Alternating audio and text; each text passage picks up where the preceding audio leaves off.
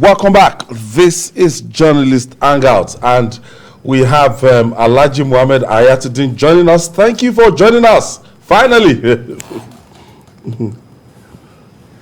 Thank you, Babajide. I would like to... Okay. This is I would like to Hayatu. apologize to the viewers Yes. that you had technology glitches yesterday. Okay. Thank you, sir. Now, how has your background prepared you for the position you are seeking? That is the president of Nigeria.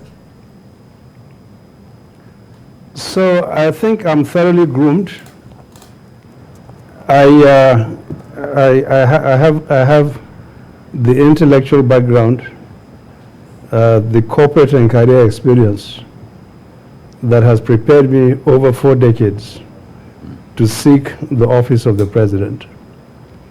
I went to very good schools and university and advanced programs, and I'm a thoroughbred economist. And beyond that, I've had a long and distinguished corporate career that has enabled me to actually transform major institutions in this country. But I think beyond that, I've also served in and out of government, not as a permanent employee, mind you, but as someone who had a passion and still has a passion for providing services to my country as a patriot. I have served in 3 presidential advisory committees, and I've also served in many other capacities in government, in addition to serving in the civic space as chairman of the Nigeria Economic Summit Group, as a member of the Vision 2010 Committee, and as chairman of the Committee on the Economy during the Buhari Transition Committee of 2015. I'm very widely traveled within Nigeria and around the world, and I've lived and worked in Lagos for a period of 32 years. So I have a pretty much cosmopolitan outlook, both within the country and also outside the country. So I believe that I'm now thoroughly prepared and groomed to contest the highest office in the land at a very critical moment in the nation's evolution. All right, sir. I believe I'm the right person to actually fit into the demands and pressures and challenges that this country faces. You said it's a miracle that Nigeria is still standing. What is your strategy to keep us standing and not limping? Well, first and foremost, I think I have deep-seated knowledge of the structural issues that confronts our society from a governance perspective, from a security perspective, from an economic perspective, from a social perspective, and also from a diplomatic perspective. What I would really like to do from a governance framework is to ensure that I'm able to create a governance architecture that seeks to deal with the issues that are currently on the ground by ensuring that I'm able to actually completely reform and revamp the public service of this country, simply because without an effective service delivery mechanism, you cannot deliver the goods and services that the Nigerian public needs. Number 2, from a governance perspective, I need to unite the country because the country is so deeply divided that there is such a trust deficit, not only between the government and the people, but also amongst Nigerians themselves. Nigerians from all walks of life currently do not trust each other, so I think it's important to rebuild trust. The third thing from a governance perspective is to ensure that there's full accountability by all public officers, whether such officers are actually elected or there are technocrats that exist within the bureaucracy. So we need very strong governance and accountability systems in order to make it work. So that's from a governance perspective.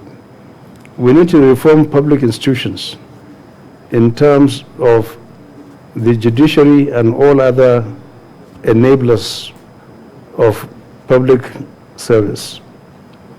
From an economic perspective, attention needs to be paid to a number of critical pillars in the economy. One is Nigerian industry.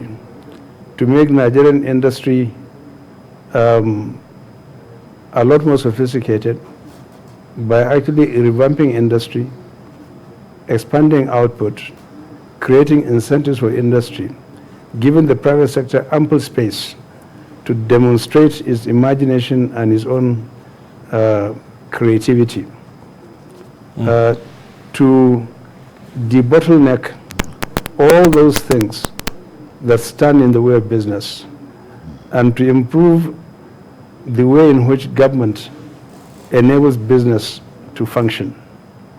Second, within the industrial space, to pay a great deal of attention to micro, small, and medium enterprises, to provide them with financing and business support. Three is agriculture and agribusiness. By doing those things that restore Nigeria's position back to the times when agriculture was actually booming and thriving in this country. One, by actually taking those steps that enables our farmers to have access to all of the things and the tools that they need. Second, to create an integrated rural economy whereby all of the components that requires rural people to actually function and produce goods and services seamlessly to deliver them to various markets are actually restored, to ensure that we're able to have all-season farming by using all of the water resources in this country to enable irrigation year in, year out, and to be export-driven, and to create a value chain which enables us to actually move from agriculture to agro-allied industries through various value creation mechanisms. We need to create a digital economy as well, because that actually is the wave of the future. By devising certain steps or certain mechanisms that allows us to have a digital ecosystem in this country in tandem with the way that the world is actually going. To make tourism an epicenter of the development of this economy, to link Nigeria with the diaspora so that we can have an integrated manner in which we're able to get the millions of Nigerians who are in the diaspora to actually participate in the local economy and move capital into this country and move skills into this country and move talent, and to also stop the brain drain. So these are some of the economic platforms that we need to have. In social orientation, obviously, Nigeria's values have been eroded tremendously. And what we would like to do is to ensure that we are in a position to reorient our culture and our heritage and our social and cultural institutions, because that is something that is actually required as a bedrock for development. We need to educate our children, empower our youth, and to do those things that are required for women to actually thrive and become very active social and economic agents in our society, and to break that glass ceiling so that women of all ages are able to fulfill their dreams and shoot for the stars. In the area of national security, I propose that we look at security from a number of perspectives. That military security in terms of upgrading the armed forces relative to number one, skills acquisition, deployment of software in terms of intelligence, combat readiness, and rearming and retooling them in terms of hardware is important. But none of this can actually work for us in the medium or the long term without actually linking it to the need to actually empower Nigerians economically and socially.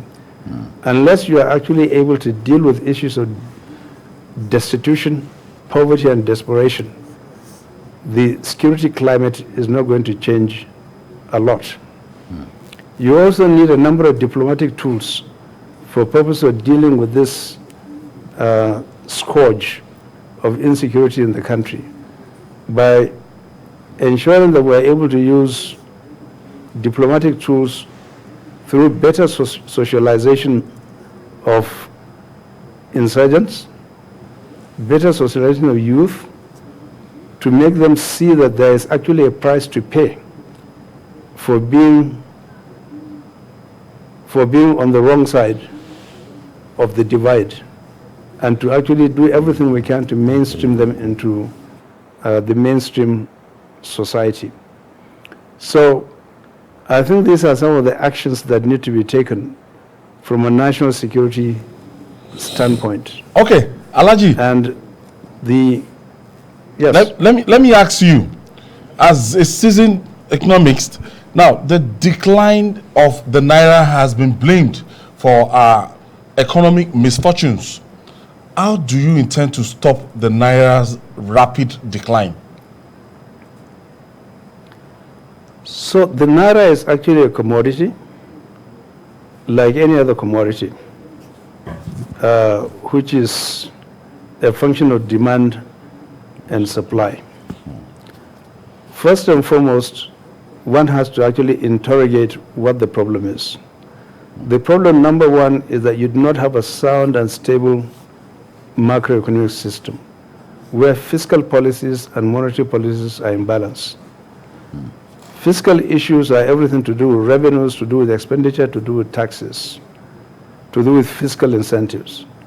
Monetary policy is all about money supply, it's about inflation, it's about savings, it's about investment, and all the other things that make up the macro eco system.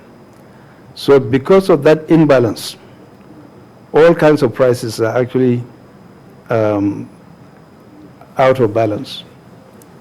Number one, inflation, interest rates, exchange rates, they're all interlinked.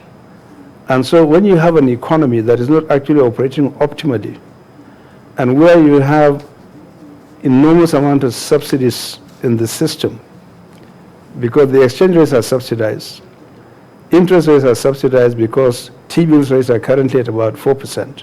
Inflation is running away at about 14% and going higher. Who is actually taking this money at 4%, the treasury bills? It's actually government. So our Commonwealth is actually subsidizing the government. And a lot of these funds that are being raised are actually not going into the productive sector of the economy. Monies are being raised mostly to finance consumption. And because of these and other reasons, you have multiple exchange rates in the market. What we need to do is to actually move away from this partial equilibrium to a very dynamic equilibrium of prices and exchange rates. Because of a lack of unified exchange rates, today what we are seeing is a situation in which multiple rates exist.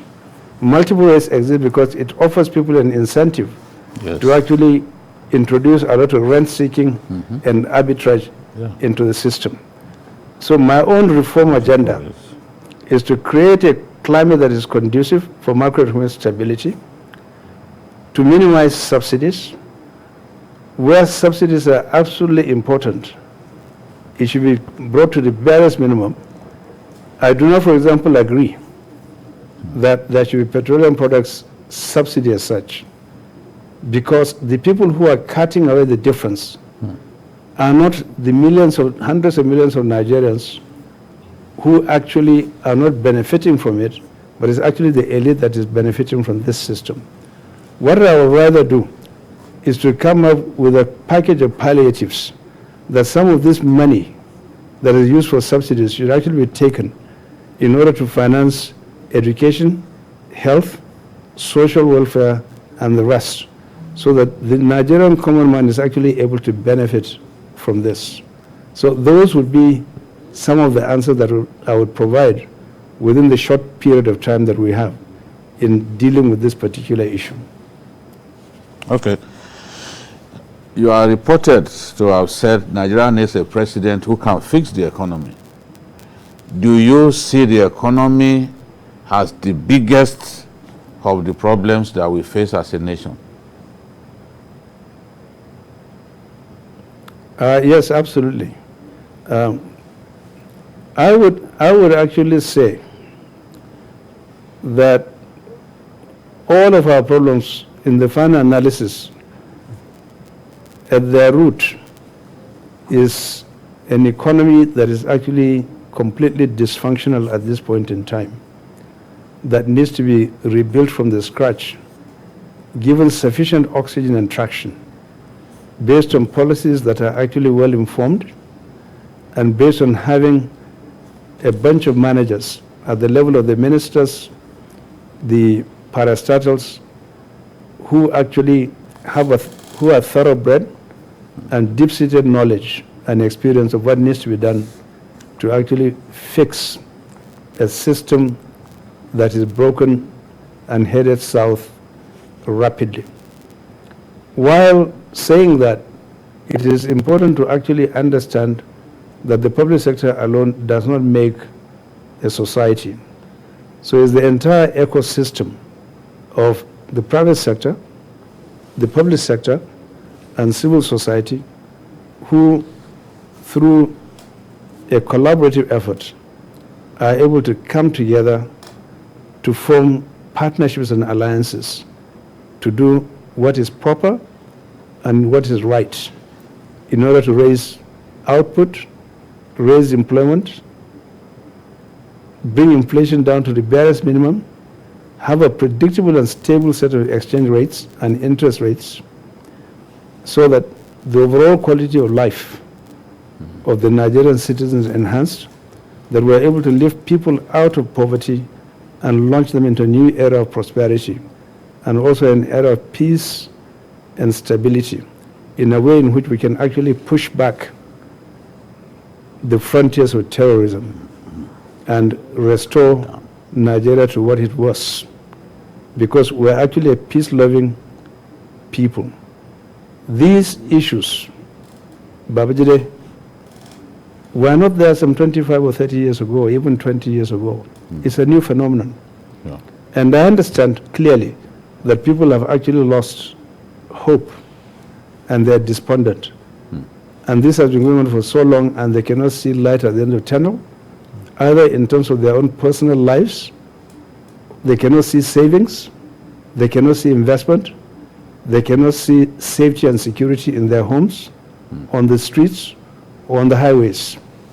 But the message that I would like to offer our delegates as we actually approach the primaries in 3 days' time is to tell them and the Nigerian people that with me in the saddle, if I'm given the opportunity, I guarantee them that I will systematically and methodically go through these issues in a very firm, knowledgeable, and in an integrated fashion in order to bring Nigeria back and launch it into a modern era of prosperity and competitiveness, so that Nigeria can actually be on the map as a very, very progressive society that can become a tiger in the emerging markets. Now, some years ago, the nation's economy was rated among the fastest growing in the world. How did we then suddenly get to the point where we find ourselves today? Thank you, Babajide. I think the reasons are very simple. First and foremost, I think there is nothing wrong with the Nigerian people as a people. The Nigerian people are wonderful people.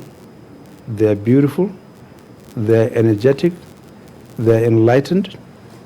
And in our DNA is a population that is very entrepreneurial. We like doing deals. The issue, pure and simple, is actually a matter of leadership. Where you do not have a leadership over an extended period of time that is actually having your back and having my back, that rolls up its sleeves and digs in the trenches 24/7, that does not look after itself, but daily when it wakes up and goes to bed, the Nigerian people is actually the epicenter of their thoughts and their actions. It is then no surprise that it is then no surprise at all that you end up with the kind of issues that you are deeply distraught about, which every Nigerian is actually distraught about. So what I intend to offer our delegates as we approach these primaries and the Nigerian people is that they should think long and hard about where we were 40 years ago, where we were 12 or 15 years ago, where we are now, and where we should be headed. They have a very critical decision to make. I cannot really remember in my own lifetime, since I became wise enough at the age of 14 or 15, I cannot remember a time, including during the time of the Civil War, when this nation has faced such a calamitous set of circumstances that is confronting us today. And therefore, the election of 2023 and the primaries that will happen in 3 days is the most critical for our delegates during the primaries and for the entire Nigerian people during the general election cycle. They should think and think long and hard that this country actually stands at a very dangerous precipice. It stands at the brink, and we must do all we can to pull it back. The decision, as far as this primary goes, lies in the hands of our compatriots, our delegates. They need to think, and think not only of themselves and the current generation, they need to think of our children and their own children and many generations yet unborn, that we are living on borrowed time. And unless they are able to exercise wise and prudent judgment about who they select as the flag bearer of our party, then I think all bets are off. At Nigeria, I guarantee you, as a seasoned economist and a technocrat, that Nigeria is going to be in much deeper trouble. This is, I'm not being an alarmist, but I know this country. I've traveled far and wide. I understand our social system, our economic system, our political system, and our entire ecosystem, including our health and educational institutions. There is no one who you actually talk to today around the four corners of this country. And I have actually fielded a lot of questions from delegates as I have toured the states of this country.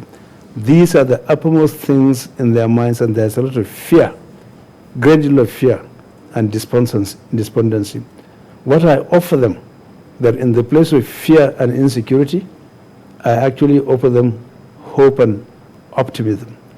In place of energy and lack of action, I offer them, in place of lethargy and inaction, I offer them vigorous action and a bundle of energy to move this country from where it is to a much, much better place that will be a pride of this generation and future generations. My character and my background speaks to this particular promise that I'm making.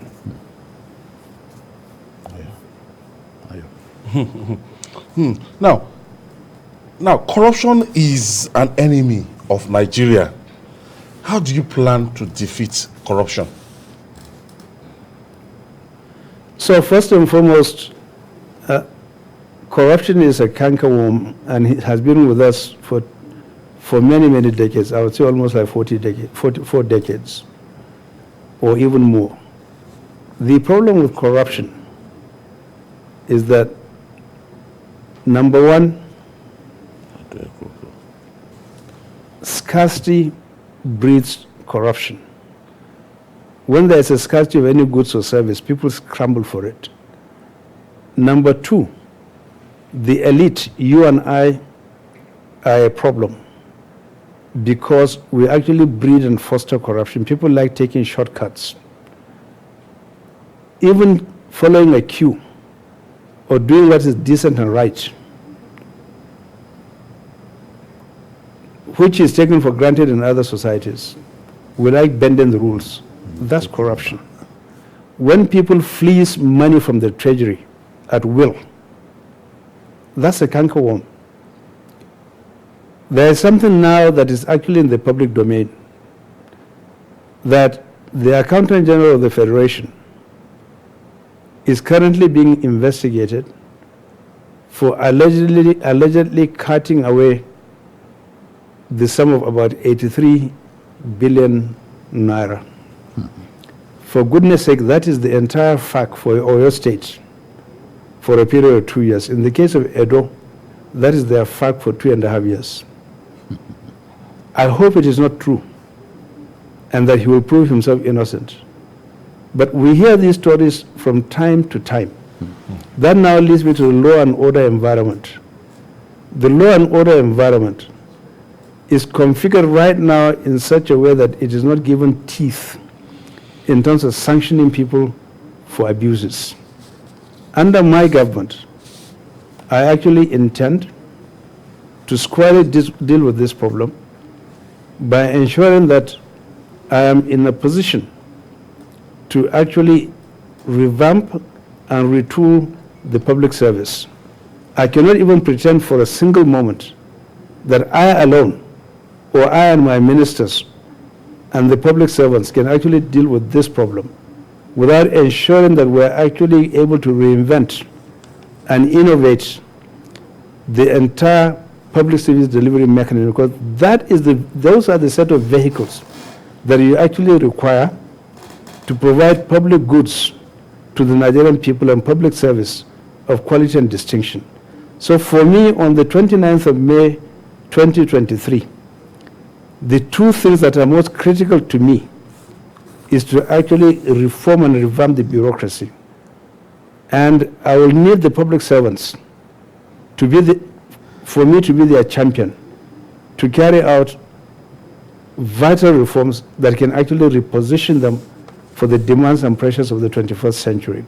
When I say public service, I'm not excluding either the Nigerian police or our armed forces or our intelligence agencies. All of them are public officers who provide public service to the Nigerian people.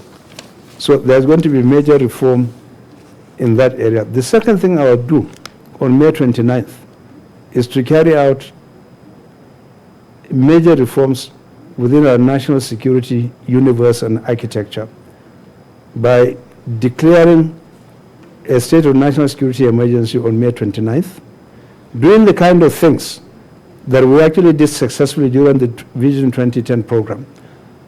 In 1996, when we brought 210 people into the Transcorp Hilton Hotel for a period of 1 year, spending at least 7 to 10 days every week for a sustained period of 1 year. People from diversified backgrounds that represented all of the stakeholders in this country to figure out what was wrong with Nigeria, where was Nigeria coming from, where it is now, and where should we take it over a period of 15 years. And that blueprint is a document for all time. That document, plus the beautiful work that was done for President Buhari during his transition under the leadership of Alhaji Ahmed Joda, and where I had the opportunity of serving as the chairman of the Committee on Finance and the Economy. These documents, I think, are extremely relevant. And I'm not one of those who actually believe in reinventing the wheel by dumping the good work that any previous government has done. You need to build on the foundations that you actually find. Alaji, let me quickly take you that's the way I would actually back to the economy a little bit. Let me take you back to the economy. Now, how do you intend to stimulate production across the country and have enough exports? Because we do more of importation and we don't produce, and that's part of the reason why our naira is in trouble. You are absolutely correct, and that is because we need to actually stop this cycle of boom and bust by relying on commodities. For example, we rely mainly on hydrocarbon exports for our foreign exchange earnings. We need to diversify our revenue base by looking deeply and broadly into agriculture to ensure that we are able to develop linkages within the agricultural value chain to make it export driven, because agriculture is renewable. Oil is not renewable. You will exhaust those reserves. We need to diversify into solid minerals. Nigeria is very, very rich in that respect. There is no reason why Nigeria cannot become a powerhouse of African industry. Our size and our population only has meaning if we are actually able to dominate the economy of West Africa and the African economy, so that Nigeria becomes a hub from which you can actually have a position of preeminence in the African economy and also to export to the rest of the world, to stop Nigeria from becoming a consumption-oriented society. The enormous amount of billions of dollars that are being spent on health tourism, we need to reverse engineer that and ensure that Nigeria becomes a huge center of attraction by developing our educational and health sector in such a fashion that we have centers of excellence in the health and educational space, so that people can come here, bring in dollars, and enhance the revenue base of the country. Look at this beautiful country, sitting on 800,000 square kilometers of land that has vast amount of resources and has such beauty and splendor. Every part of this country is very, very beautiful. There is no reason why we cannot actually build a robust, world-class infrastructure, have a tourism industry that can actually bring in a lot of people into this country. When we're an agrarian society and we're a very simple, rudimentary industrial society, we have so many parks, so many touristic sites, so many areas of cultural heritage that give us the ability to actually, foster hospitality and tourism in this country. So these are the many ways in which you can actually diversify our revenue base and become an export-led economy, which will then expand out tremendously. There is no reason why, Babajide, given the low base from which we are currently starting, that Nigeria cannot actually grow this economy on a sustained basis at 10 to 15% per annum for a period of 10 or 15 years. Many of the emerging markets like China, like India, like Malaysia, like Rwanda, etc., have been able to post sustained economic growth rates within that period of time for an extended period of time.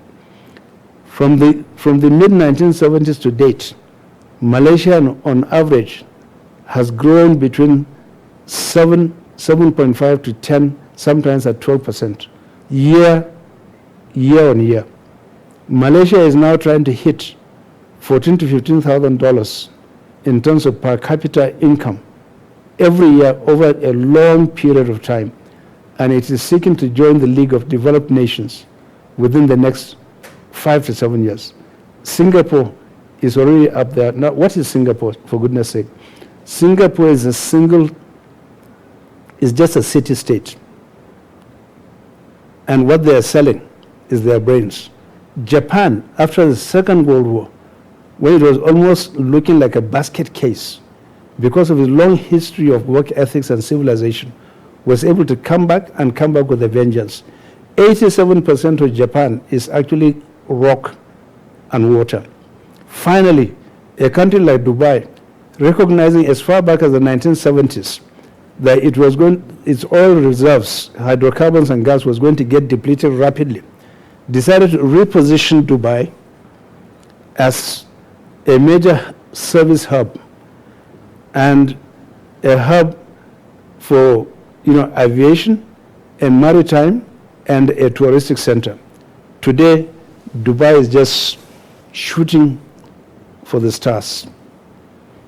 All of these countries that I mentioned relied a great deal, given the shortage of their own natural resources, relied a great deal on their ability to actually use their God-given talent.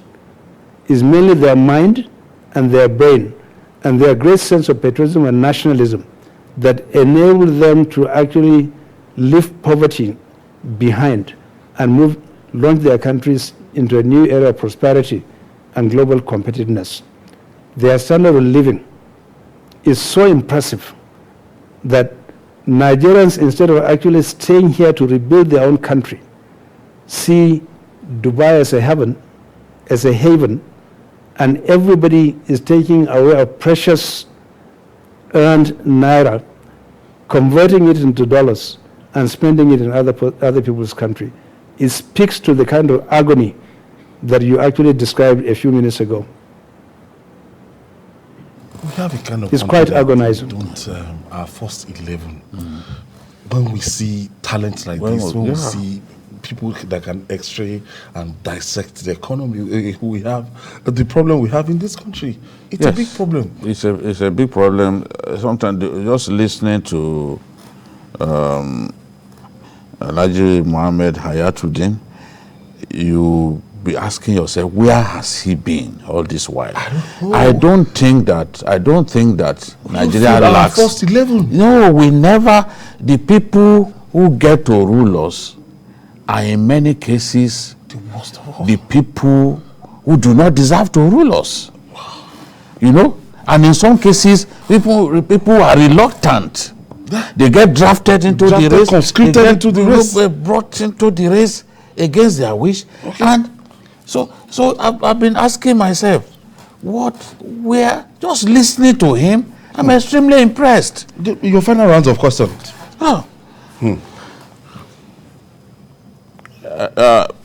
Alhaji Hayatu-DEEN. Yes. Where did you lose me, Babajide? No, we were gossiping about you in the studio. We were just gossiping about you. Did you lose me? We were wondering where have you been all this while. And we were talking about the fact that we have bright people in our country. We just need probably the intervention of Providence to ensure that the best get to rule us. That's the point that we are discussing. Okay, so I haven't gone anywhere. I was born here. I was bred here. I went to school here. I have lived with my family here. Never lived abroad. I've attended a couple of postgraduate programs abroad, and that's it. Yeah, I wanted to also ask you. I was making a contribution in my own space. Okay. But like I said earlier, my own space is actually very large. I wanted to ask you for a very long period of time. I wanted to ask you, Alhaji Hayatu-DEEN, why did you choose the PDP instead of the APC? Because you told us earlier that you even worked with the transition committee of President it. Buhari. Do you really see any ideological difference between these two dominant parties? So essentially, as a technocrat and as a patriot, I have worked for all kinds of military administrations and civilian governments. There's hardly any of these civilian governments I haven't worked for. I collaborated very strongly with President Obasanjo when he was president for 8 years.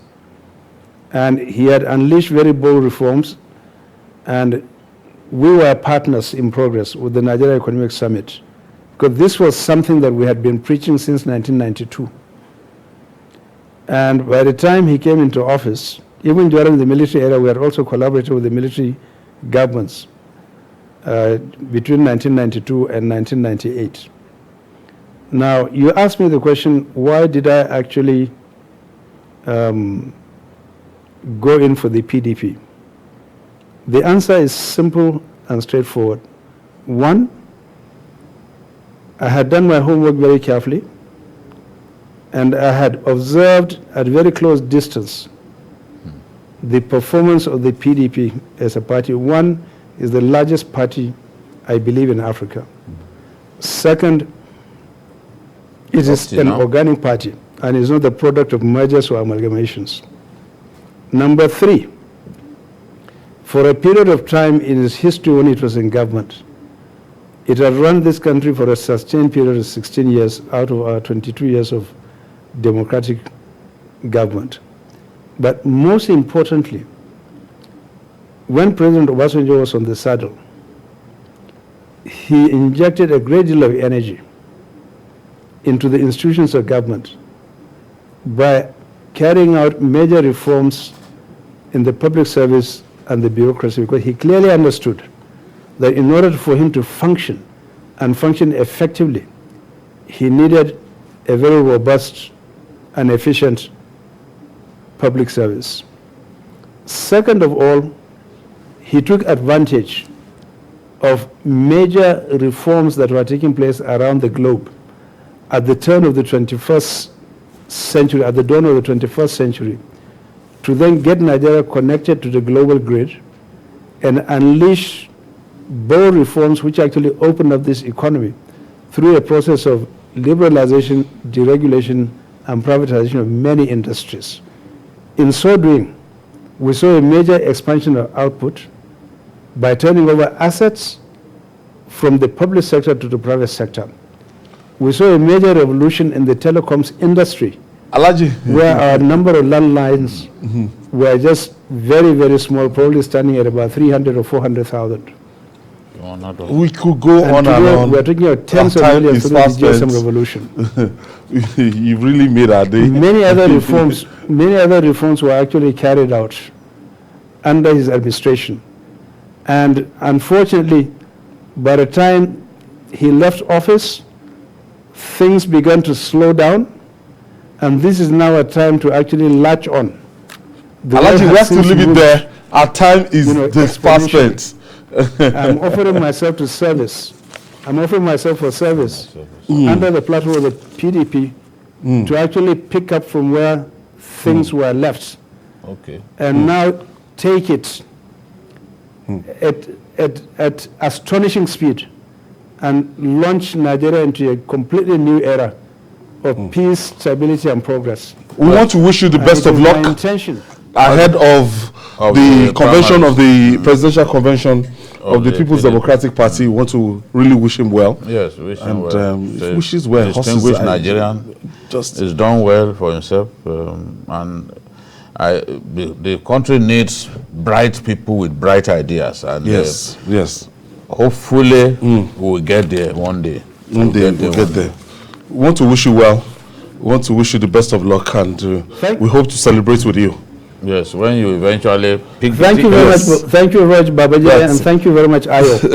Thank you so much. HAYATU-DEEN, it's seasoned economics. Babaji, I really enjoyed listening to him. I can't deny. I have to go. And we see have more. We have more tomorrow, the governor of Ekiti State and chairman of Nigerian Governors Forum, John Defayemi JKF, will be with us on Journalist Hangout to talk about why he wants to be the president of Nigeria. Federal Republic of Nigeria. And some of us, they are sending us to Abuja. Yes, we will talk to Defayemi in your absence.